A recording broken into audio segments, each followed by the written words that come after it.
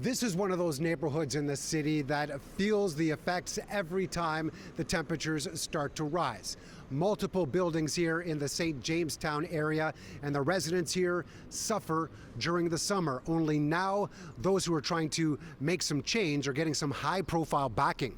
Air conditioning is no longer a luxury. We really need to ensure that people are cool in their own spaces, because if it isn't, then unfortunately there are serious health effects, including deaths. Relief now! A dire warning from environmentalists on the impact of climate change and rising heat, and what that's going to do to those living without ways of staying cool. First and foremost is the continuing call for the city to implement a bylaw limiting temperatures in residential buildings to 26 degrees.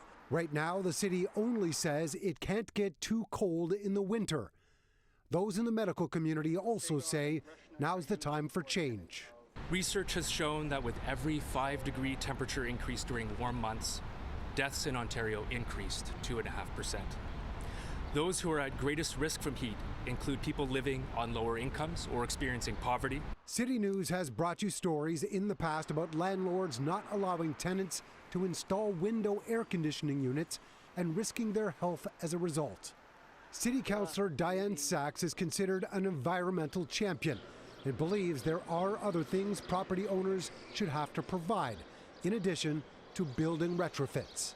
I think there are a number of things we need to do. For sure, there need to be cooling centers for everyone in those buildings, a safe place to go where you can cool off and get your body temperature down. Last year, City Council requested recommendations for a new temperature bylaw be brought forward, but that process has yet to be completed, despite the temperatures rising again and more heat waves on the way.